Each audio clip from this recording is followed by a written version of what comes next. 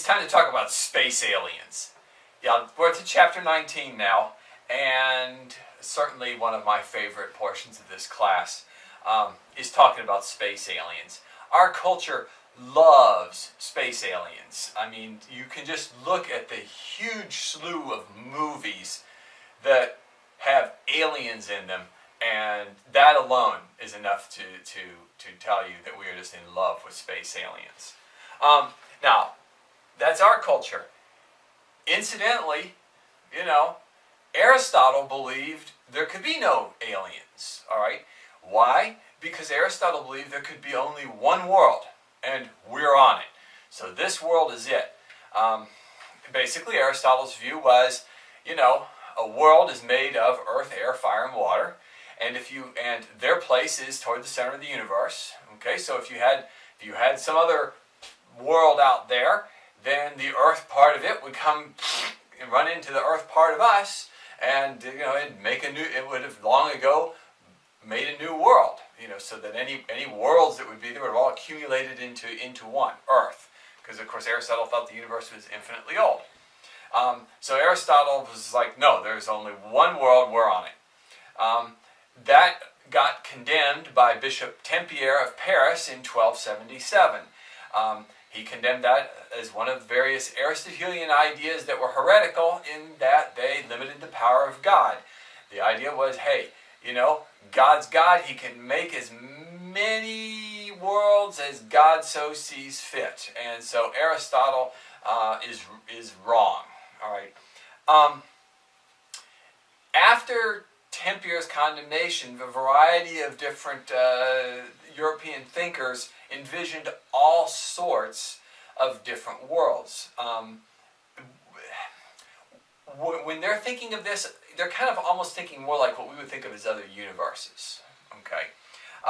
My favorite of this is the idea that there could possibly be concentric worlds, so that if you bored down through the crust of the earth and you went down, 100 miles or something like that, you would pop out in the stars of another world. And then you could go on down and there would be another Earth down at the center of that world. And then if you bored down through through that Earth, you'd pop through the stars of yet another Earth inside of that one. And then you could go to that one, you could just keep going down indefinitely. And likewise, you could go up, and if you could go up high enough, you could punch through the stars of our world and pop out through the surface of an Earth that's enclosing us. And so there's infinitely many Earths contained inside one another, whole universes basically. That idea came from a guy by the name of Albert of Saxony. Another guy who came up with similar ideas was a guy named Nicole Oresme. It looks like it's spelled, it's Oresme. I don't think it's pronounced like Orame. In English we might just say Oresme, so we know who we're talking about. These guys are all various scholars, and most of them were bishops in the Roman Catholic Church in this time period. One by the name of Nicholas of Cusa became a cardinal, and he wrote on the idea of actually communicating with beings from another world. In other words, communicating with aliens. And one of the things that he said is that it would be really hard to do. He argued that you couldn't really communicate with an alien from another world, because he said it would be harder to do than to talk to your dog. Okay, because look, at least you and the dog are both from Earth. You have some common points of reference. A being from another world, you would have even less in common with that being from another world than you have in common with the dog. So if you can't talk to a dog, a dog can't talk to a cat. So why would we think that we could talk to aliens? So they came up with some pretty interesting stuff back in the 1300s and 1400s and so forth. Most of these guys, these bishops, Cusa and Orame and Saxony, they viewed this as matters of speculation. In other words, they would argue that, well, God could create many universes, and we can't say that he didn't, but they could only see our world. And so basically they believed that God only even if God could have made many worlds, he actually only made one. So they sort of agreed with Aristotle in a way, in that they really basically felt that this was the only one because they had no other worlds to look at. So they had no other ideas. How are you going to know? You can't dig 100 miles down through the earth. How are you going to know if there's something down in there? And if you dig down 100 miles and you still just find rock, what's to say that you need to go another 25 miles further before you find stars? So they pretty much did believe that there was just one world. Okay, it's possible there could be more, but they really basically believed in one because they didn't know of anything else. Now Copernicus goes and changes all of this. Okay, because with Copernicus, you now have some other place for aliens to be. Okay, remember with Aristotle, there's one world, and then Mars and Venus and Jupiter. Those are just lights in the sky made up out of the fifth element. Okay, we go to Copernicus, and now you have the sun, and you've got things going around it. Earth's going around the sun, but so is Mercury going around the sun, and Venus is going around the sun, and Mars is going around the sun, Jupiter's going around the sun, Saturn's going around the sun. So the Earth and Mars and Jupiter and Saturn and Mercury and Venus all share something in common. Those bodies, Mercury, Venus, Mars, Jupiter, and Saturn, are all potentially Earths, and Earth is one of them. Okay, we're all planets. In other words, boom. Now you got a place to have your aliens because you say, okay, look, if Mercury goes around the sun and Earth goes around the sun, well, they both have something in common. And then you got your telescopes, and you begin looking, and you see that we know Earth is round, and hey, Mars is round. Earth has a moon. Oh, Jupiter has 4 moons. Okay. We see that Earth is lit on one. We know Earth has a day side and a night side. We can look at the phases of Venus and say, oh, Venus is lit up by the sun. It has a day side and a night side.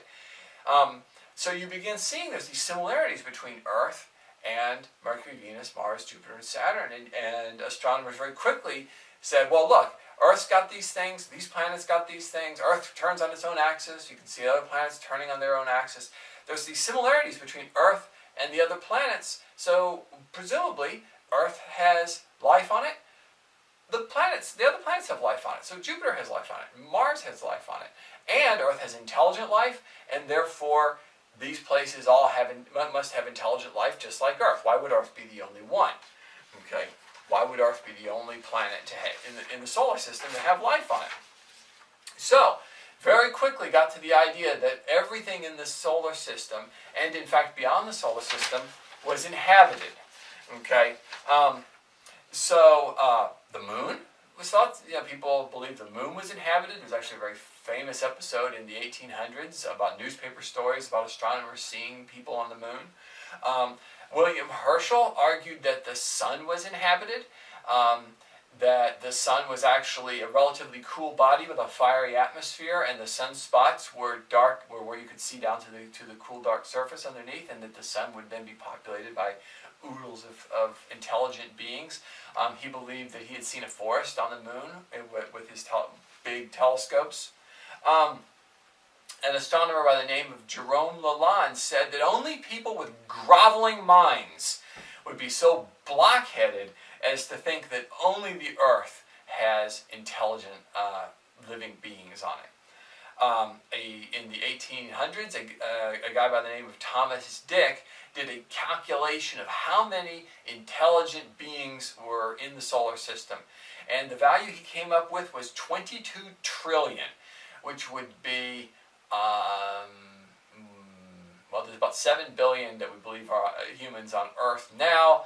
So that'd be 1,000 greater than, like 3,000 times as many beings in the whole solar system as are on Earth right now.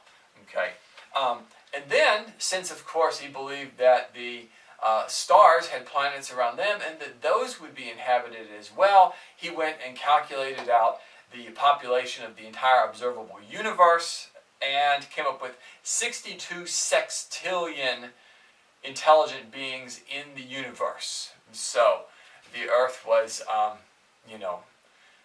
just one of a gazillion populated worlds chock full of intelligent life. Now, and yes, bottom line is you'll find this like in the writings of people around the American Revolution and stuff like that. People just assumed that the planets and stuff were full of life, intelligent life. There were counterexamples. One in particular, a guy we've heard of before, Giovanni Battista Riccioli. He's, among other things, made one of the earliest good maps of the moon, and he's the person who named most of the lunar features that we have today. And on his big map of the moon, he put on the map, no men live on the moon. You know, that he was definitely in opposition to the idea that the moon was inhabited. But either way, you know, Riccioli was definitely in the minority.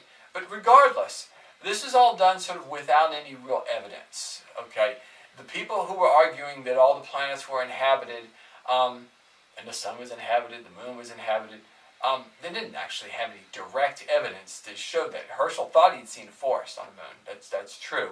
But for the most part, you can't see anything through a telescope looking at these things that would show you one way or another. And so it was all based on speculations and arguments from analogy.